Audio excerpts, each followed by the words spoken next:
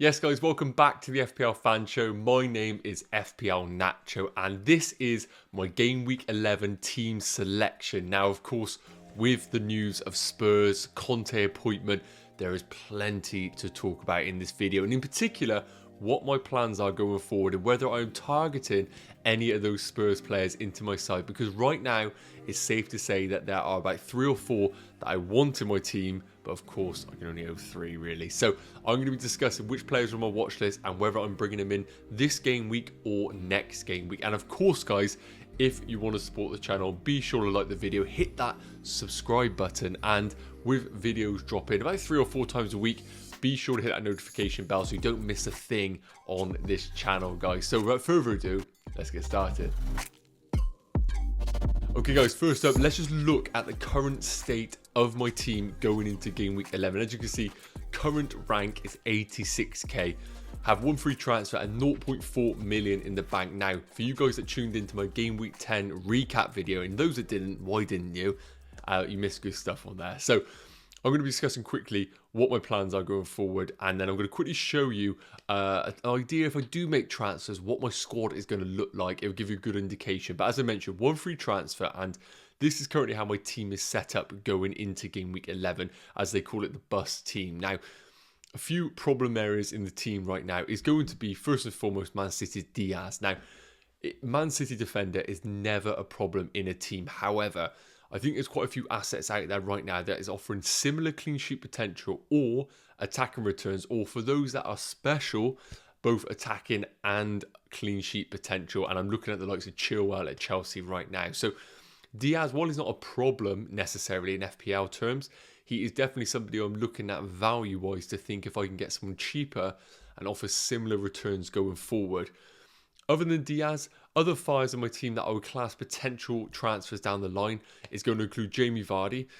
Leeds away looks like a great fixture for him. I know Leicester are stumbling right now, but it seems a bit foolish to get rid of Vardy ahead of that fixture. The other one is going to be Ivan Toney. Now, a lot of managers looking at bringing him in right now, and there's no denying why you should. With the Norwich home fixture, it looks like a brilliant game on paper for Brentford. However, I think right now we are probably looking at Toney thinking he's a bit of a better asset than what he actually is. Looking at the underlying stats, I'm not seeing necessarily anything to suggest that he's going to be exploding at any point, but with that home fixture against Norwich, I'm more than happy to hold him for this game week particularly. But other than that, guys, those are the few areas that I'm really worried about in my team. So the team looks strong. I'm pretty happy with where it's sat, but I think there's a few changes that I could make this game week that will make it a lot stronger going forward. So right now, I'm debating between either doing a -4 points hit, a 1 free transfer, or rolling the transfer. So first up, rolling the transfer. It's going to look like this, guys. I don't need to explain it much more. Livermentum might come in if we get some news about injuries to maybe the likes of Mbeumo if he doesn't pass fitness training. But we know right now that if he does pass the training, he will be available. And that is very big with that home fixture against Norwich. But this is what my team would look like if I roll. Let me show you what my team would look like if I make my 1 free transfer. Right, guys, if I was to make my 1 free transfer this game week, it would be Diaz to Reguilon. Now, I know that Spurs conceded 2 in the Europa League, didn't necessarily look, solid at the back. But the main reason being for targeting Reguilon particularly is because of that price point at 5 million. Now, it's worth noting that I really would love to pull the trigger and get in Ben Chilwell ahead of that home fixture against Burnley. Chelsea as a team in general look like they can keep clean sheets every single game week, and he offers brilliant attacking potential, which is massive in the game. But at 6 million, 1 million less 5 million for Reguilon, I really do think that that is a real significant saving. And the main reason for that is because the target players that I have in either Son or Harry Kane. Now, as you can see with the squad I have right now, Vardy is the only player that I can necessarily go up into Harry Kane. And realistically, Foden is the only one that I can go up into Son. Otherwise, I need some serious cash in that bank to upgrade the likes of Mbeumo or Rafinha. So 1.5 million in the bank, that provides me with the Reguilon move from Diaz. And that gives me just enough money to do Vardy to Kane. However, with this strategy of 1 free transfer, what it does, I think, is it brings me in a player like Reguilon, who I think long-term is going to be a very popular pick. And when Conte plays his wing-back system, he is going to be the #1 left wing-back in the team. So I don't think this is necessarily a must-do move, but it's avoiding potential price rises in a player that I think is going to be very popular in future game weeks. And with those 4 fixtures from game week 12, looks like a brilliant pick. And the second reason for this move is because it frees up the cash for me to bring in Harry Kane or Son down the line.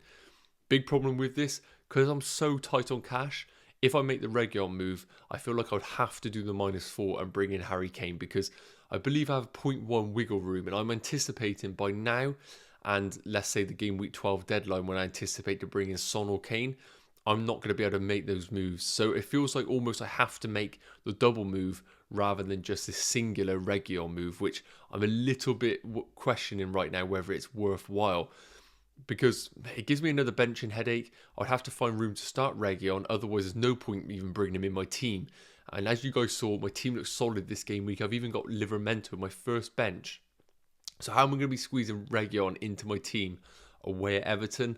So I'm questioning whether that is the right move. But this is going to be my team if I make 2 free transfers coming up. So if I was to pull the trigger on this -4 points hit for game week 11, I really do think that this is how my team would look. And the main reason being is because I want to be targeting Harry Kane. And as I mentioned, Reguilon opens up the door for me to afford Harry Kane. Now, as you can see there, guys, 0.1 million in the bank. That means that I really can't afford any price changes for either player. And that's why I think if I am to go down this strategy of Reguilon and Harry Kane, I really think that I can't necessarily do one or the other. I have to go with the 2 and pull the trigger early doors, mainly because Reguilon's going to come in my team. I'm going to let Harry Kane rise. I'm going to be sat there with Reguilon and no way to get any other Spurs attacking player. So I really think it's either Reguilon and Kane or no move this game week. And the more I look at the squad, I think it looks very, very strong over the coming game weeks. However, this particular game week, I really don't think I necessarily need to make these moves. Vardy away at Leeds, I think, is a brilliant game week for him. Listen to a lot of great podcasts, the likes of Planet FPL with their correspondents, where they've mentioned about the brilliant fixture that Vardy and the past history that he has against Leeds, causing him all sorts of problems getting in and behind that defence. And that's why I really think that this particular game week isn't the right time to go in on Harry Kane in my current situation. I think if I had 2 free transfers, I would be much more tempted by it. But I just look at the team. I think it's going to be a bench and headache this game week for me. And going forward, I just think this is the direction I want to take the squad.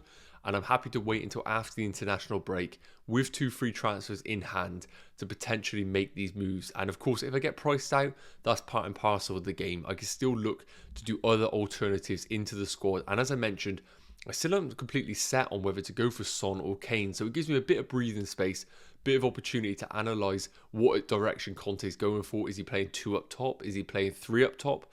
And then we get an idea of what direction to go in. So right now, if I had to say what I'm going for, I really do think after doing a Kane draft and also a 1 free transfer draft, it would be a case of rolling that free transfer and giving myself greater flexibility over the coming game weeks after that international break.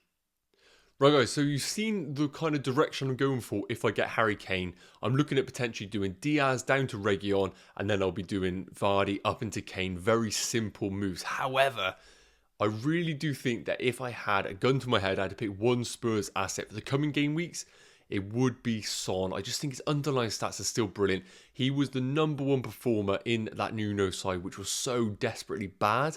And I really think that this formation, any direction that they go in, is going to suit Son.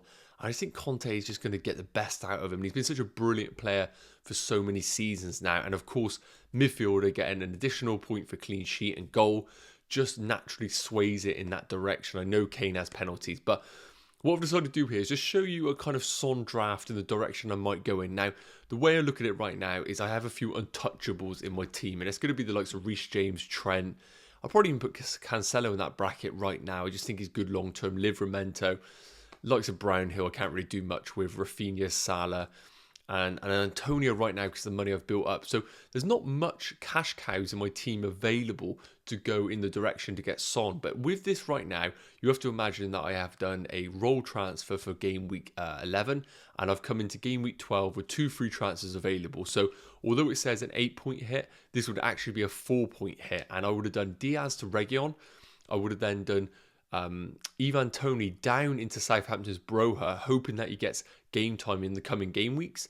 And then I would have upgraded Phil Foden into Son. Now, again, guys, I'm not really that over the moon with those moves, really. I think I'm getting rid of a 90-minute man in Ivan Toney for a potential rotation risk in Broha. I'm getting rid of Phil Foden, who has so much potential in FPL and such a high ceiling for someone like Son, who again is a better asset for sure, but is he worth the additional? I'm not too sure. And I'm getting rid of Diaz in one of the best defences in the league for an unpredictable left wing back, and Conte has to work a bit of magic to keep consistent clean sheets in this Spurs team. So I feel right now the moves for Son make my team a little bit weaker if I was to go with Harry Kane draft. Means I get to keep Toney, means I get to not fiddle about too much of a points hit as well. So although I think Son is my go-to player right now if I had to pick a Spurs asset, I think with the team structure I have right now, I think Kane is probably the way I'm going to have to go over the coming game weeks.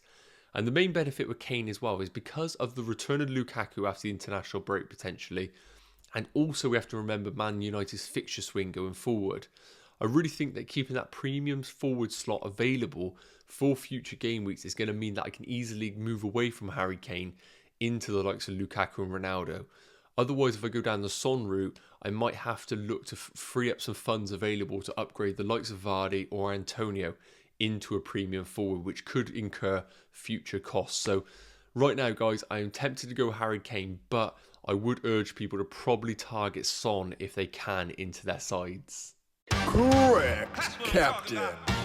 Right, guys, correct, Captain. And I really do apologise, guys. It is super, super boring, but I'm going to have to tell you guys to go for Mo Salah once again. Now, I know it's been a bit of a running theme right now. It's a bit of a running joke in the FPL community as we speak, but I feel like we have to, or we've forced our hands a little bit with going Mo Salah. In game week 10, his effective ownership was nearly 200%. Just to put that into context, if you own Salah but didn't captain him, any returns would have meant a red arrow in your rank. Your captain would have had to have done absolute wonders to keep up with Salah because of that effective ownership. So I'm really worried about that going into game week 11. And I look at my squad right now and I see the likes of Vardy away at Leeds, who he could easily have a big haul. And he's definitely playing against a worse defence.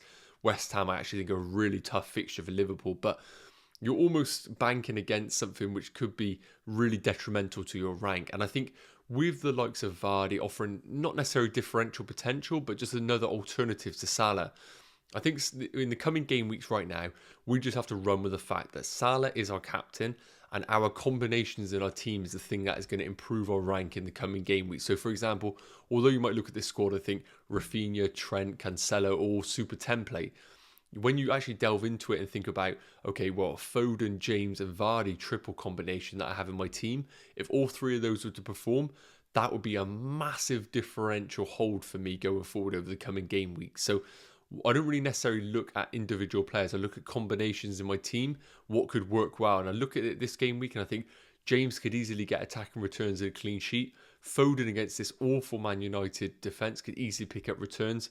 And Vardy against this Leeds team could easily do damage. So I think captaincy is going to have to be boring again with Mo Salah to affect, just to avoid that potential red arrow if he does go big. And even if you own him, you're getting a red arrow if you don't captain. And then we let our combinations with your team make up the ground in terms of differential picks. So unfortunately, guys, the correct captain for this game weekend is going to be Mo Salah.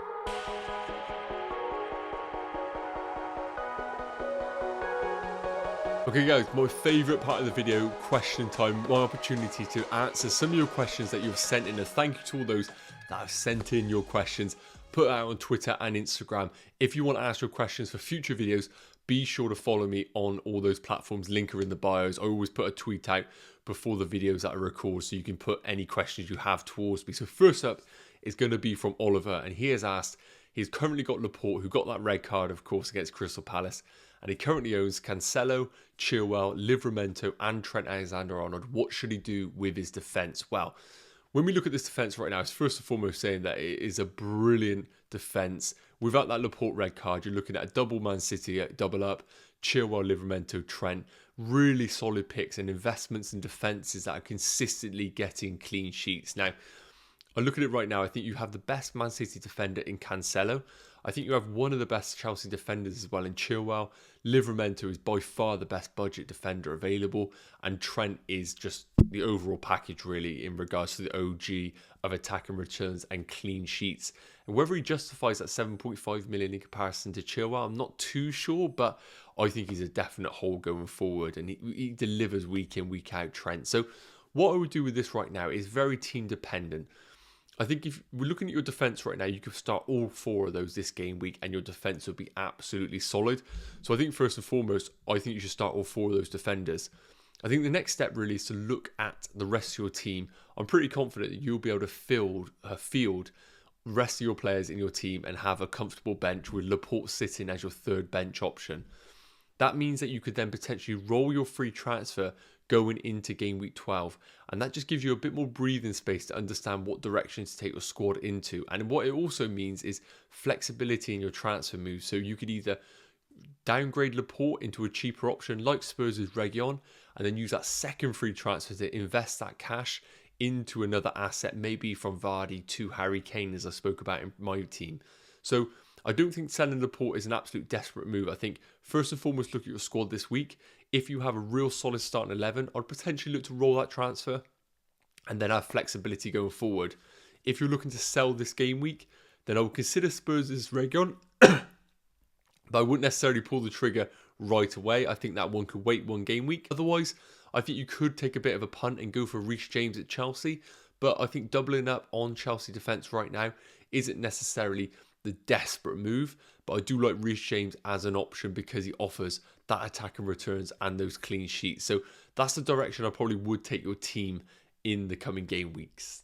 Okay, next up is a question from Nuclear Atoms, big supporter of the channel, so appreciate you sending in the question, buddy. And he's asked, can Reguilon provide an equally good value pick as Son, since Conte's system is suited towards keeping clean sheets and the left wing back role is very vital in that system? Now, it's a great question, and again, Reguilon's been a very, very common topic that I've spoke about in this video so far, and I really do think that he is a great option going forward. However, it is worth noting that this is a completely different system for Spurs. So I think first and foremost, it's worth noting that clean sheets are not necessarily going to be coming thick and fast from game week 1 that Conte takes over from. I think adapting to a new system and with the players he has available, we have to remember that Spurs are one of the unfittest teams in the league right now. So he is not necessarily going to be able to wave his magic wand and get all of them up to fitness from week 1. So I think it might be a slow burner for them to get to the level that he wants to get at. And does that mean that clean sheets are going to be a guarantee? I don't think so. So I think Reguilon is one of those picks that you're probably looking at a long-term investment with the expectation of Spurs to get better and better each game week.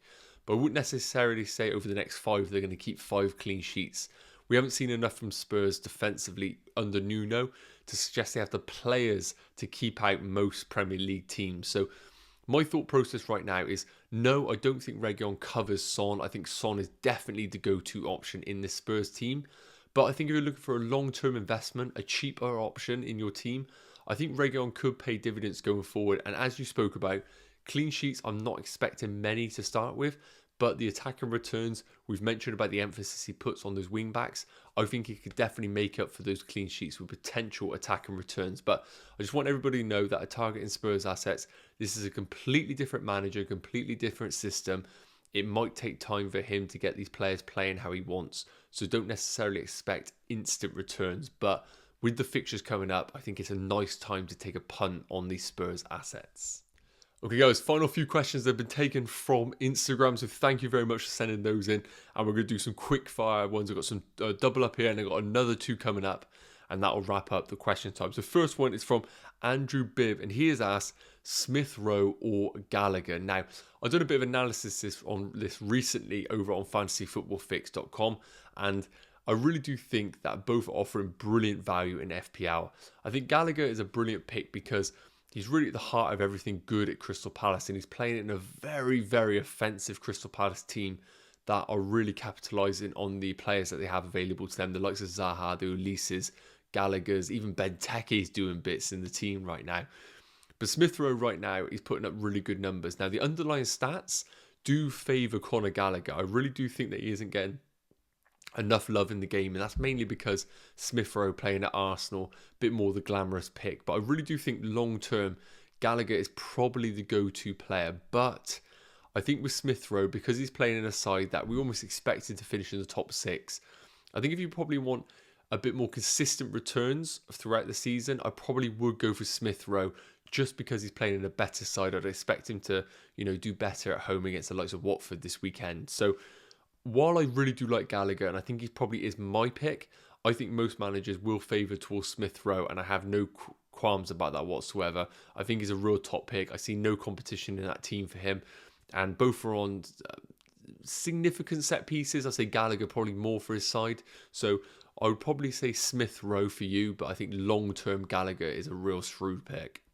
Now, the next question is from Philip, and he has asked, take a hit to get in Chilwell for Diaz to avoid having to play Antonio or Rafinha this week. Well, you've mentioned about taking a hit to get in Chilwell for Diaz. I don't think that's necessarily the move I would want to make this game week. Now, I think Chilwell will play, but there's a few conversations in the FPL community that maybe Alonso will start. Because he's playing Burnley, naturally so good in aerially, the team are. Alonso being so good himself aerially is going to combat that kind of threat that Burnley do offer. So that's definitely a potential risk for Chilwell, but I'm not expecting him to get benched.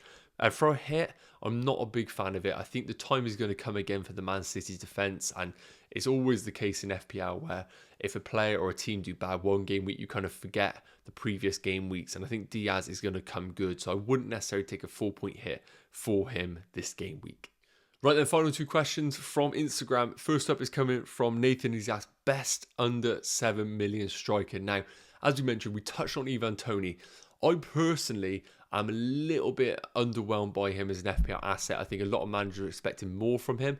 And looking at his underlying stats over 10 game weeks now, I'm not seeing the expected goals, expected assists, or expected involvement that is really making me want to keep him long term. However, if there is a time to own him, I really think it is now over the next 4. I think fixtures do play a big part into it. I think Brentford has struggled over the last few game weeks, but I am expecting them to pick up a few points over the next 4. So I probably would say right now, Ivan Toney probably is the better pick over the next 4 game weeks. Someone I really do like is Southampton's Broha. Now, whereas Ivan Toney offers you set pieces and guaranteed game time, Broha probably offers a little bit of a differential, riskier pick. I don't think he's necessarily going to be playing week in, week out. We have competition from Armstrong, we have competition from Stuart Armstrong, and we also have Che Adams in the mix, and Nathan Redmond. So there's a good chance that if Broha doesn't perform one week, he might sit on the bench, whereas that risk isn't available to Ivan Toney. So I would probably have Ivan Toney as my number 1 pick, and then Broha probably slightly underneath as a riskier differential pick over the coming game weeks. Last question is from Siv Bursky, who's asked, Lamperty or Reguilon? Now, Lamperty currently at 4.4 million, and Brighton defensively putting up some decent numbers as they have done over the last 2 seasons. Now, the big problem with Lamperty, of course, is he's been out for so long with injury. We're not sure how he is going to bounce back from that injury, but Potter is doing a great job in introducing him slowly back into this Brighton team. And I think if we are targeting a Brighton player from now until Christmas, I really do think Lamperty is a great differential to go for, but I know managers are a little bit worried about that potential injury flaring back up. Now, in terms of Reguilon, we touched on him plenty. I think he's a great asset, but at 5 million, he probably isn't necessarily the pick you want to go for if you want to save money. So if you want to save cash, I think Lamperty is a great pick. However, if you're looking for a player that's probably in a bit of a better defence longer term in Reguilon, and also playing as a wing back, which doesn't necessarily offer for Lamperty if they go back to their back 4, I think Reguilon's probably my pick over the coming game weeks, especially with the next 4 that Spurs have. However, I think Lamperty is a really nice pick at 4.4 million if you want a bit of investment in that Brighton defence. Right guys, that's going to wrap up today's Game Week 11 team selection video. As I mentioned, I'm currently looking like I am going to be rolling my free transfer, but to make sure I don't lie to you guys, head over to my Twitter. I make sure I drop my team there just to confirm if there's been any changes. And if you haven't heard from me, that means I've stuck to my plan of rolling the free transfer. So hopefully we don't get any last minute injury news. And remember, it is a Friday deadline, 6:30, so don't miss out on that one, guys. Make sure your team's locked in plenty of advance, just in case the worst case happens and the game doesn't load on your phone. So don't miss out on that. And again, just want to say a big shout out for you guys tuning into this video. I hope you guys have enjoyed the recent videos.